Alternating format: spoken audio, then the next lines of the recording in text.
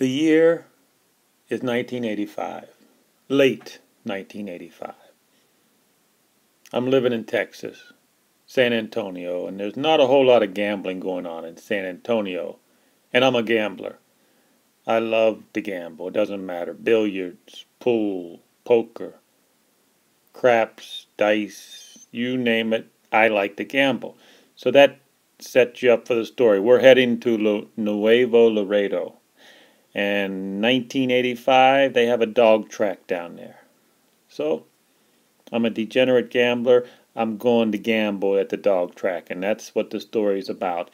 So, a buddy of mine, we get in the old pickup truck and we head to Nuevo Laredo from San Antonio. And it's going to be a weekend trip. A weekend trip. And all in all, it was a pretty good trip. And in the mid '80s, it was still relatively safe in Mexico. Nothing like today. I mean, there was no headless bodies hanging from the bridge. I can tell you that much. Like in 2012, so it was a relatively safe time to go to Mexico back in the mid '80s. But here's the story. We're at the dog track. We're at the dog track, and there's a scam that goes on. I'm betting on a dog. He's probably like a 5-to-1 odds. 5-to-1 odds. So the dogs take off right there where you see. And they're going around the track.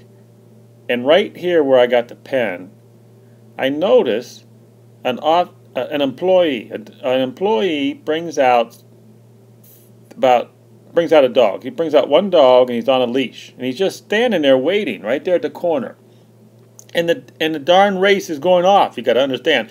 And the dogs are coming around here. The dogs that are in the racetrack are coming around the last bend, and he's standing there, right there, with a dog on the leash, and I'm pretty sure he's waiting for a signal. If the right dog is in the lead, and it was in the lead, I actually have a 5-to-1 dog, and he's leading by a good long ways. Trust me, this 5-to-1 dog is going to win. This guy gets a signal from I don't know who. He throws this dog, just lets the leash go. The dog goes onto the track, and all the dogs scatter. I don't know if I'm explaining this to you correctly, but it was a mess.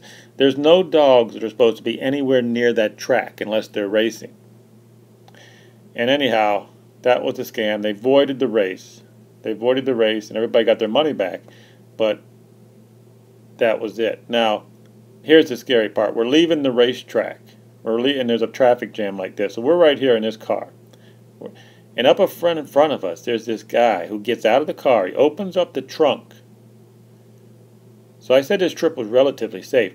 But he opens up the trunk, he gets a machine gun out like this, and he starts to stare at us. He's right in front of us, and we're leaving a dog track after the whole race is over. There's a traffic jam. He's sitting there with a machine gun staring at us.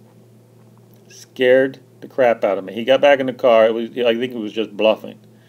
Later on that night, we had a good time, and the trip ended up being okay. But it was interesting.